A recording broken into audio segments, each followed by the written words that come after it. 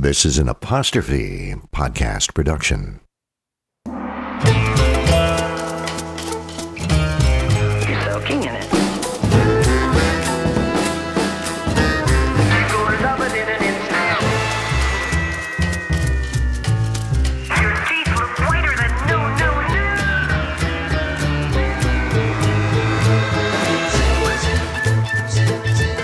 You're not you when you're hungry. You're in good hands with Austin.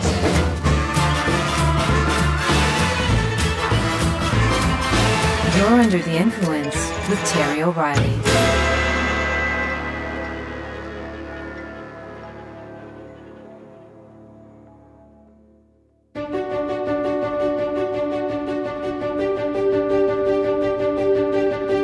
Roger Neilson coached hockey for over 50 years. At one time or another, he was head coach of 10 different NHL teams. He was also one of the most innovative strategists in hockey history. Neilson was the first to analyze video to pick apart opponents' weaknesses. He was the first coach to insist his players follow a fitness regime during the off-season. But more than anything, Roger Neilson would pore over the rule book constantly, and he had a knack for spotting loopholes. Before he broke into the NHL, Neilson coached the Peterborough Petes in the OHL, and it was there he spotted a loophole when it came to penalty shots. Nowhere in the rule book did it say that a goaltender had to be on the ice during a penalty shot. So, whenever a penalty shot was awarded to the other team, Neilson would pull his goaltender and put a defenseman out there instead. His reasoning was that a defenseman could rush the shooter and check him one-on-one instead of letting the opponent enjoy a breakaway against the goalie. His strategy worked. Every penalty shot against the Petes was thwarted by his defenseman. But the OHL finally put an end to that tactic and instigated a new rule stating a goalie must be in net for penalty shots. The NHL adopted the same rule shortly after. Whenever his team had 2 men in the penalty box in the last few minutes of a game, Roger Neilson figured out a way to overcome a 5-on-3 disadvantage. He leveraged an existing rule that stated a team can never have less than 3 men on the ice at any given time. Knowing that, he would intentionally put too many men on the ice every 10 seconds. He would inevitably get a penalty each time, but he knew that no matter how many penalties he got, his team would always have at least 3 men on the ice. But by disrupting the play every 10 seconds, he would kill the other team's momentum and run the clock out. So the OHL wrote a new rule. Intentionally putting too many men on the ice in the last 2 minutes of a game would result in a penalty shot. The NHL adopted the same rule shortly after. Neilson exploited another loophole in the final minutes of a losing game. When the face-off was in the opposite end and he pulled his goaltender to put an extra attacker on the ice, Neilson would tell his goalie to leave his stick directly in front of the net. That way, if a puck was shot from the other end, it would bounce off the stick, preventing a goal. There was no rule against it. The OHL put an end to that nifty trick pretty quickly, making the practice illegal. The NHL enacted the same rule not long after. All of those changes had a big effect on hockey. Roger Neilson, the innovator, didn't break the rules, he just had a talent for spotting loopholes.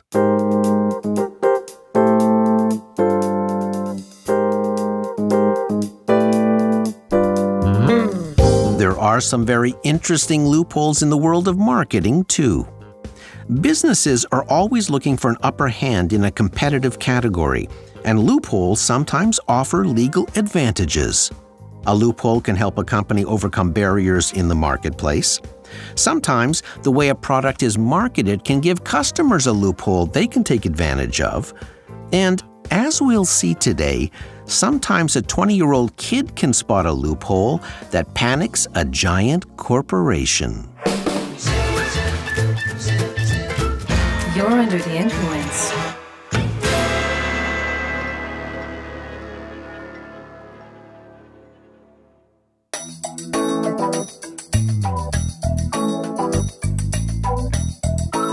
Back in 1953, the owner of the St. Louis Cardinals had a problem. He was about to serve a 15-month jail term for tax evasion and was forced to sell the baseball team. Not long after, he accepted a bid from Anheuser-Busch for $3.7 million.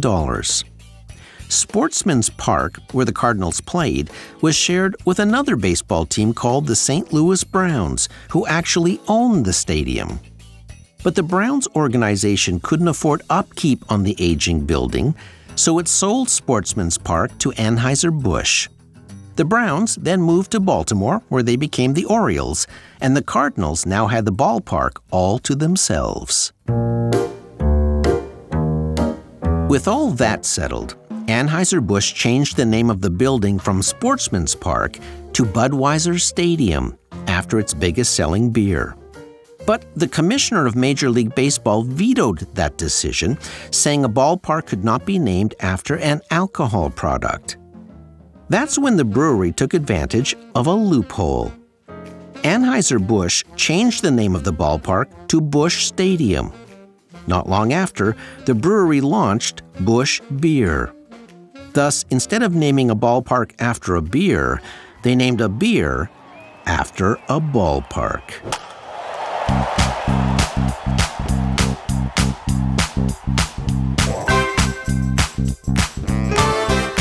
A few years ago, I toured the famous Motown studios in Detroit. While on that tour, our guide told us a story of how founder Berry Gordy Jr. used a loophole to kickstart his legendary R&B record company.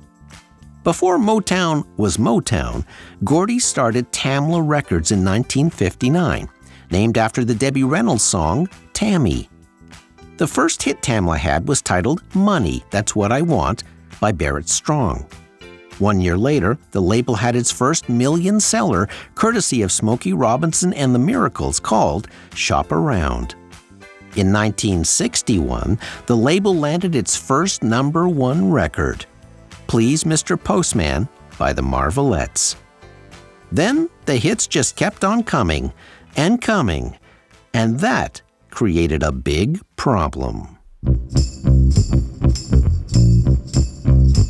Radio stations in the early 60s shied away from playing too many records from one label.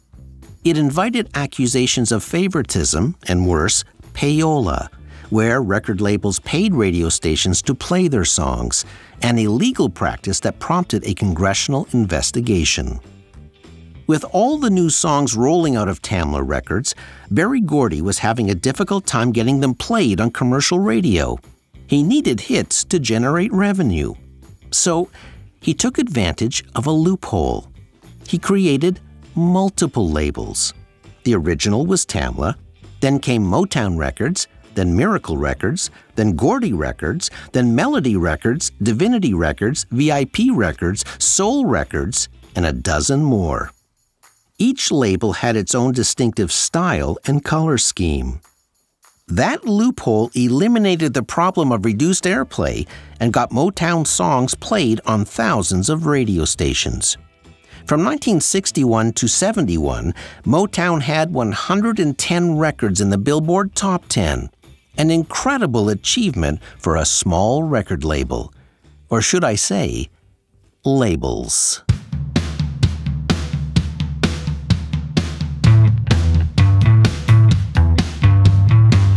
Speaking of music, the Michigan-based funk band Vulpec wanted to go out on tour, and they wanted the admission to be free. Except they had one problem. They didn't have enough money to mount a tour. Over the years, Vulpec had released half a dozen albums on Spotify, but the revenue was minimal. For every song played on Spotify, the band only received about half a cent. At that rate, it would take a long time to generate enough money to stage a free tour. That's when the band came up with an idea. In March of 2014, Vulpec decided to put out a new album on Spotify. They titled it Sleepify. It was a very quiet album. The reason? All 10 tracks were silent. Completely silent. Then Vulpec released a video on YouTube explaining their idea. I'm proposing that if you stream Sleepify on repeat while you sleep every night, we will be able to tour without charging admission. So if you streamed the Vulpec album on repeat while you slept all night, you would generate a grand total of $4. But if enough people streamed Sleepify on repeat all night every night, the royalties would add up. As the band pointed out, Never in the history of music has it been so easy to support a band's tour. All you need to do is make your sleep productive. each track on Sleepify was just 31 seconds long, for a reason. Spotify requires a song to be played for at least 30 seconds to be registered as a play. It only took 5 minutes to stream all 10 tracks. If a fan slept for, say, 7 hours and streamed the album all night, they'd generate $5.88 for Vulpec. If 100 fans did that, it would generate $588 for Vulpec per night. And if thousands of fans streamed the album on repeat every night, it could add up. After 10 days, Sleepify had racked up 1 million plays. 7 weeks later, the album had 5.5 million, which translated to over $20,000 in royalties. That's when Spotify removed the album from its site. Spotify sent Vulpec an email saying, while they thought Sleepify was clever and funny, it violated their terms of content. In response, Vulpec posted a new album to Spotify. The title was Official Statement. The first track was titled Hurt. It was a spoken word performance where the band read Spotify's email and said it was hurt their Sleepify album had been removed. The second track was titled Reflect, where the band said they wanted to take 31 seconds to reflect on the situation, which was followed by 31 seconds of silence. Too funny. Because Spotify said Sleepify violated its terms, the band was unsure if they would receive any royalties. But Spotify did come through and sent Vulpec a check for $20,000. The loophole had paid off. Which reminds me of the time a retired couple figured out a loophole in a lottery.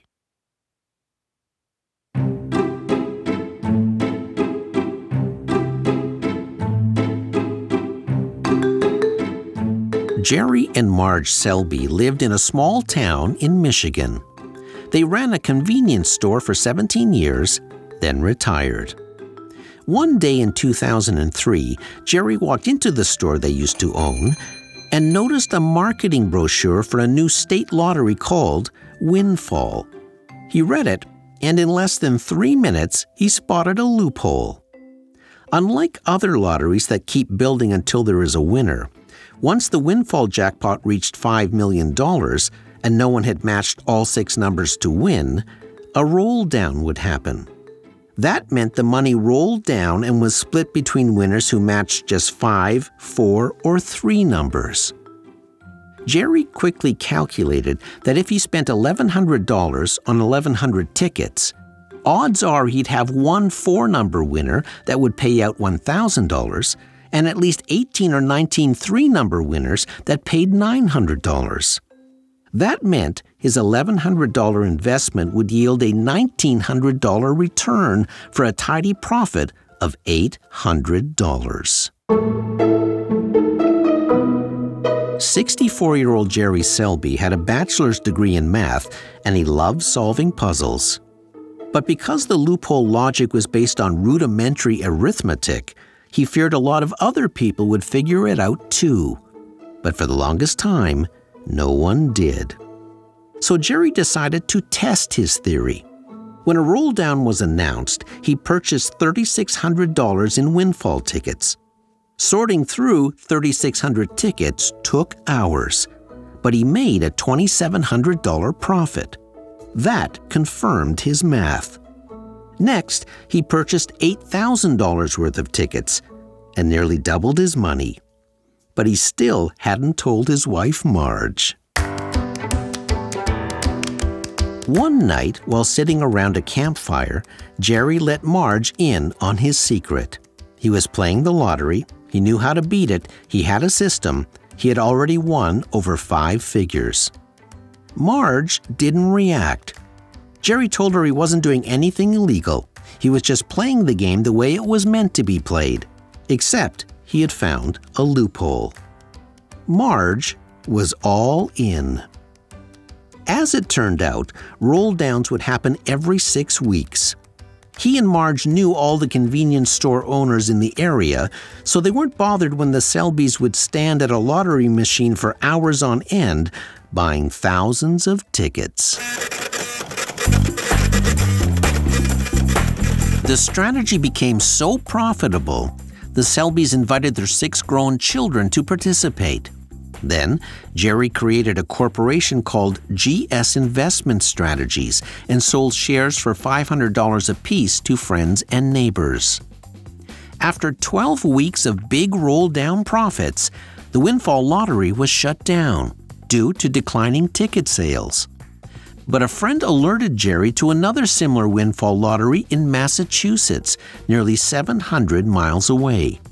So the Selbys traveled to Massachusetts every time there was a roll down, going as far as spending $720,000 on $2 lottery tickets.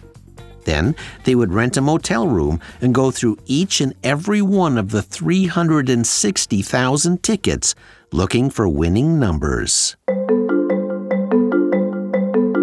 After 9 years, the Selbys had grossed over $27 million in winning tickets for a net profit of $7.75 million before taxes.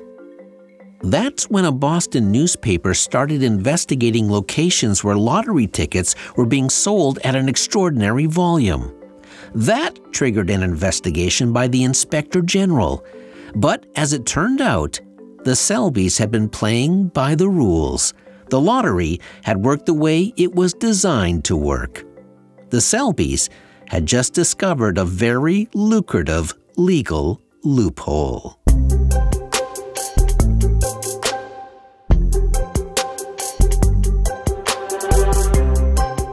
Back in 1996, Pepsi launched a new promotion called Pepsi Points. Essentially, you could save Pepsi labels and redeem them for points. Those points could get you anything from a mountain bike to a baseball hat. Then Pepsi put a lot of money behind this commercial. It begins with a young man wearing a Pepsi t-shirt. Words appear on the screen that say, "T-shirt, 75 Pepsi points." Then the kid appears wearing a jacket. Leather jacket, 1,450 Pepsi points. Then he walks outside and puts on sunglasses. Shades, 175 Pepsi points. Introducing the new Pepsi Stuff Catalog. Then the commercial shows a group of students in a classroom, and the shadow of a jet flies overhead. Outside the school, a fighter jet lands on the grass. Now, the more Pepsi you drink, the more great stuff you're going to get. When the cockpit slides open, the kid we saw in the Pepsi t-shirt looks at the camera and says, "Sure beats the bus." Words on the screen say, "Harrier Fighter, 7 million Pepsi points. Drink Pepsi, get stuff." One day, a 20-year-old named John Leonard saw the commercial on TV. He recorded it on his VCR and played it back over and over again. He couldn't believe what he saw. The Pepsi commercial had no fine print, no disclaimer. That meant you could actually get the Harrier jet if you could find a way to accumulate 7 million Pepsi points. He did some quick calculations. His family would have to drink 190 Pepsis a day, for 100 years. That wasn't going to work. The other way was to buy 16 million cans of Pepsi, which would cost over $4 million. Being a 20-year-old, he had no money, but he knew someone who did. John Leonard loved to climb mountains, and he had met a millionaire named Todd Hoffman on one of those climbs. So he called Hoffman and pitched the idea. 16 million cans of Pepsi, it would take 600,000 cubic feet of storage space and 45 people to cart and stack it all. Cost? $4 million. But that $4 million would get you a Harrier jet worth $32 million. Hoffman was interested. His first question was, is it legal to own a Harrier fighter jet? Leonard called the Pentagon and asked. He was told, yes, as long as the jet had no missiles. Next question. What if we start buying 16 million cans of Pepsi and the contest ends before we accumulate them all? What do we do with millions of cans of Pepsi? The idea was just too insane. Hoffman was out. Not long after, John Leonard walked into a convenience store and saw a marketing display for the Pepsi promotion. He grabbed a Pepsi catalog and noticed some fine print. It said once you submitted labels totaling 15 Pepsi points, you could buy additional points for 10 cents each. That meant you could purchase 7 million Pepsi points for $700,000. That was a lot less than $4 million. It was a major loophole. When he told Hoffman, Hoffman wrote a check for $700,008.50, and they sent it to Pepsi. Then they waited and waited. One day, a letter finally arrived from Pepsi. It basically said, "Ha ha, the Harrier jet thing was a joke. Here's your check back and coupons for 2 cases of Pepsi." Todd Hoffman took that letter to his law firm. The lawyers gathered in the boardroom and asked to see the commercial. They asked for it to be played again and again. There was no fine print, no disclaimer. So they drafted a letter to Pepsi saying, "You made an offer, your offer was accepted, we sent the check, send us the jet." Otherwise, it was false advertising. Pepsi responded by suing John Leonard. So Leonard and Hoffman sued them back. They knew Pepsi outgunned them in the legal department, but they had one powerful thing in their back pocket. They had the commercial. Pepsi then invited Leonard and Hoffman to New York to try and settle the issue. At that meeting, Pepsi wrote an offer on a piece of paper and slid it across the table. It was for $750,000. They were paying them to go away. John Leonard and Todd Hoffman excused themselves to chat in the hall. When they came back, the lawyers said, "So what do you think?" Hoffman said, "Johnny wants the jet." From that point on, it was a legal waiting game. Then Leonard's lawyer discovered Pepsi had run the Harrier jet commercial in Canada at the same time, but that ad carried a disclaimer. Obviously, Pepsi had made a mistake by leaving it off the American version. Then, in 1998, 3 full years after John Leonard had first seen the commercial, the lawsuit finally went to court. The judge ruled in favor of Pepsi, stating a reasonable person wouldn't find the offer credible. After all the time and effort, John Leonard didn't get his Harrier jet. Over the years, the advertising agency took the brunt of the scorn for the commercial snafu. But in a Netflix documentary titled Pepsi Where's My Jet, the creative director on the Pepsi account, Michael Patty, revealed something. He said when he first presented the commercial idea to Pepsi, he had written 700 million Pepsi points to get the jet. The Pepsi client said the 700 million line was too hard to read on screen. He insisted it be changed to 70 million. But then he thought 70 million was still too hard to read, so he had it changed to 7 million. It wasn't the advertising agency that got Pepsi in trouble after all. It was Pepsi itself.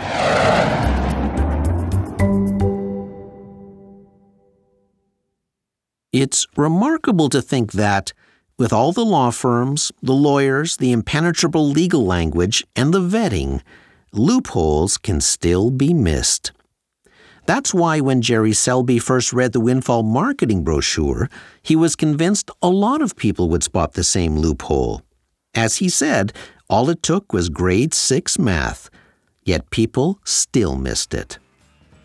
In all of our stories today, marketing played a significant role.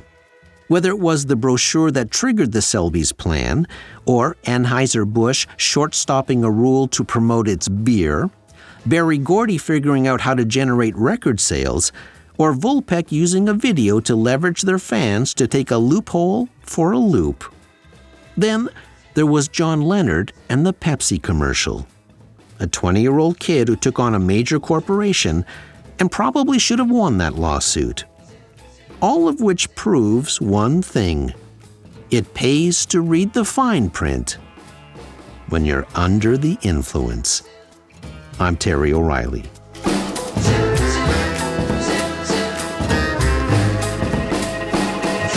This episode was recorded in the Terrestream Mobile Recording Studio. Producer, Debbie O'Reilly. Sound engineer, Jeff Devine. Research, Patrick James Aslan. Under the Influence theme by Ari Posner and Ian Lefevre. Music provided by APM Music. Follow me on social at Terry O Influence. This is Season 12. If you're enjoying this episode, you might also like The Risk in the Asterisk, Fine Print and Advertising Disclaimers, Season 8, Episode 23. You'll find it in our archives on your favorite podcast app. You can now find our podcast on the Apostrophe YouTube channel, and if you think too many ads in a show about advertising takes you for a loop, you can now listen ad-free on Amazon Music. See you next week.